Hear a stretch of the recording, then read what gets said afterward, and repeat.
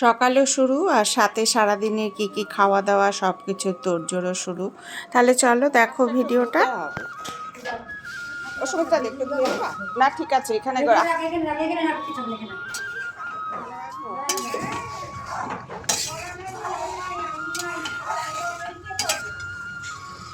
মা ডাল তো হয়ে গেছে গো। সর্ষের তেল দাওনি? খানিকটা সামলিয়ে নিয়ে চলে গেলাম চান করে ব্যাংকে, কেননা জানোই তো আমি মায়ের প্রতি মাসে টাকাটা আমার তুলতে হয়। আর এইদিকে দেখো মাকে সই করিয়ে নিচ্ছি।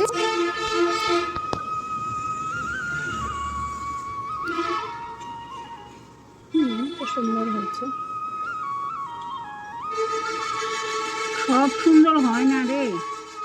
স্নান টান করে কমপ্লিট করে সব কিছু মোটামুটি মাকে গুছিয়ে দিয়ে চললাম ব্যাংকে। আর ব্যাংকে গিয়ে তো মহা ফাসাদে পড়েছি, কেননা স্বরাষ্ট্রমন্ত্রী আসছে আমি জানতাম না।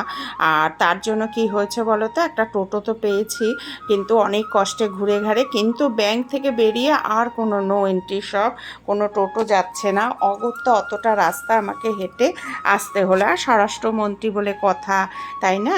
আর কিছু করার নেই। আর বেশ ভালোই লাগলো একা একা হাঁটতে হাঁটতে দেখতে দেখতে চলে এলাম। একটু পুলিশ বাবুদের ওখানে গিয়ে দাঁড়িয়েছিলাম যে যদি একটু দেখতে পাই, কিন্তু অনেকটা দেরি হচ্ছে দেখে অগত্যা আবার হাঁটা লাগালাম। কেননা না অতটা ভিড়ের মধ্যে দাঁড়িয়ে আছি, আবার ভাবলাম যে যেই মন্ত্রী ঢুকবে আর সঙ্গে সঙ্গে ভিড়টাও বাড়বে। আর সাথে শুনলাম যে 12টার আগে উনি আসবেন না, আমার 11:30টায় কাজ কমপ্লিট হয়ে গেছে। তাই 11:45 পর্যন্ত একটু ওয়েট করলাম, এখনও দেখলাম ঘড়িতে 10 মিনিট। তাই জন্য আবার হাঁটা লাগালাম, যে হাঁটি দেখি যদি সামনে আসে তখন দেখা যাবে। এইটা ভাবতে ভাবতে আবার হাঁটলাম। তা যেতে যেতে একটু শশাও কিনে নিলাম। আর প্রচণ্ড তো গরম, প্রচণ্ড রোদ, তোমরা তো জানোই এই গরমের মধ্যে ছাতা ছাড়া কোনো উপায় নেই। কিন্তু অনেকটা রাস্তা জানো তো, অনেক দিন পর বেশ একা একা একটু বোকাই লাগে, কিন্তু কিছু করার নেই, হাঁটতে তো হবেই। তাই খুব জোরে জোরেই মাঝে মাঝে হাঁটছি, আবার যে একটু হাঁপিয়ে যাচ্ছি তখন একটু থেমে আর ঘেমে গেছি প্রচণ্ড। আর সামনে অনেকটাই চলে এলাম, তোমাদের সাথে দেখাবো বলে খানিকটা একটু আজকে ভিডিও করেছি। এটা আবার নেক্সট ডে ভিডিও, মর্নিং না, এখন প্রায় 9:30 8:30 9টা বাজে। আসলে কি বলতো, আর কালকে ভিডিও করা হয়ে ওঠে, মানে বলছে গোটা মাছটা দাম। বাজারে যেতে চেয়েছিলাম, কিন্তু মা বাড়ি থেকে মাছ নিয়ে নিল। এই দাদাটা খারাপ মাছ দেয় না। আর এই মাছটা 420 টাকা করে কেজি নিল। 1 কেজি 350 মাছ ওয়েট হলো। আর এইদিকে দাদাই কেটে দিলেন, তাহলে আর আমাদের ঝামেলাটা রইল না। কিন্তু এমন কোনো ভালো পরিষ্কার ছিল না, সুমিত্রাদি ধুয়ে দেওয়ার পরেও আবার খুব সুন্দর করে ধুতে হয়েছিল, না তো খাওয়া যেত না।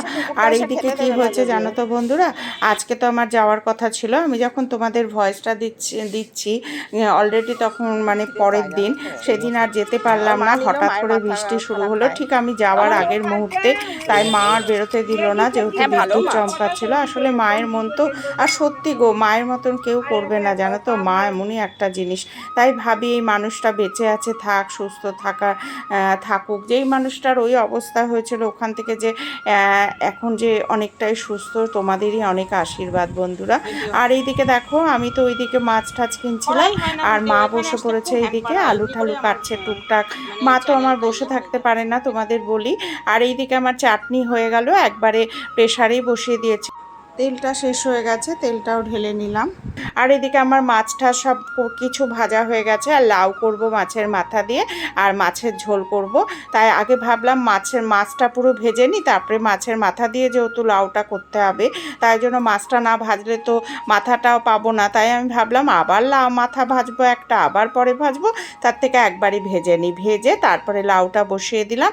আর এই দিকে জানো তো এই মিক্সির যে রাবারটা সেটা গেছে ছিঁড়ে, তা অনেক কষ্টে সেট করে একটু মিক্সির একদম মশলা বেটে নিলাম। কেন বলো তো, মা পারবে না আর ভাইও পারবে না ওটা মশলা করতে, নয়তো আবার ভেতরে ঢুকে গেলে গার্ডারটা গলে যাবে, কিংবা মশলাও ছিটকে বাইরে চলে আসবে, অনেক রিস্ক। তাই জন্য মশলাটা আমি বাটলাম, কাউকে আর বাটতে দিলাম না। আর এইদিকে রান্নাবাড়ি করছি আর তোমাদের সঙ্গে একটু করে কথা বলবো। লবণটা লাগবে,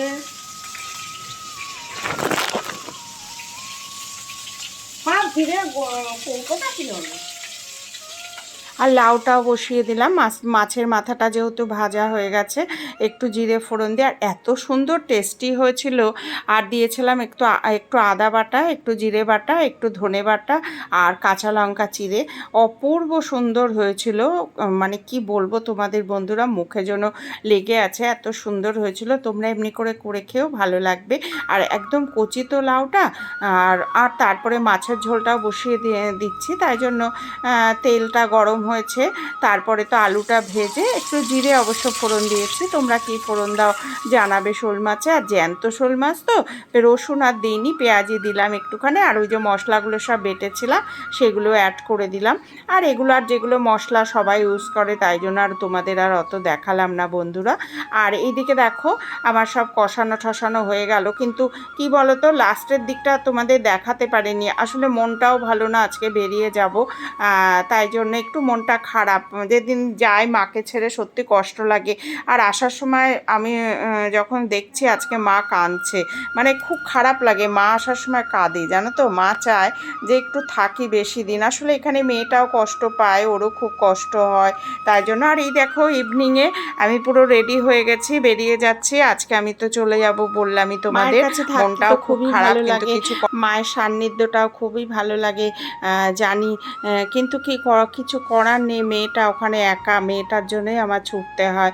আবার এইদিকেও মায়ের টানে ছুটতে হয়।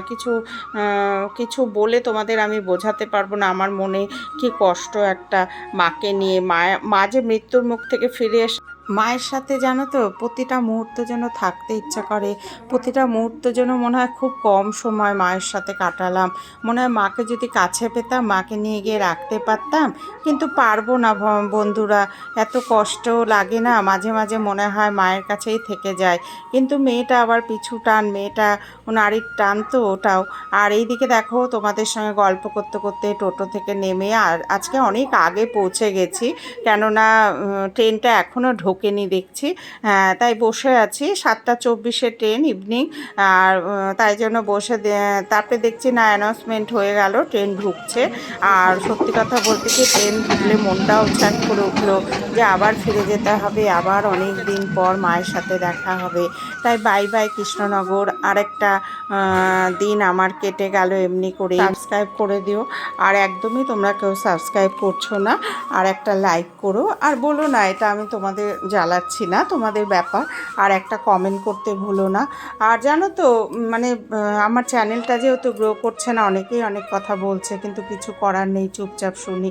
আসলে সবই ভাগ্য, আমার ডেস্টিনি তো সব দিকেই খারাপ, আমি তো তোমাদের সবসময় বলি। আর দেখো আমি গন্তব্যস্থানের দিকে এগিয়ে চলেছি, অনেকটা সামনে চলে এসেছি। কেউ ঘুমোচ্ছে, কেউ বসে আছে, আমিও চলে এসেছি আমার খুব কাছাকাছি বাড়ির। এক্ষুনি নেমে পড়তে হবে। আর অনেকক্ষণ লেটও হয়েছে, আজকে ট্রেনটা প্রায় 10টা বাজে। তাহলে টাটা বন্ধুরা, আবার অন্য ভিডিও নিয়ে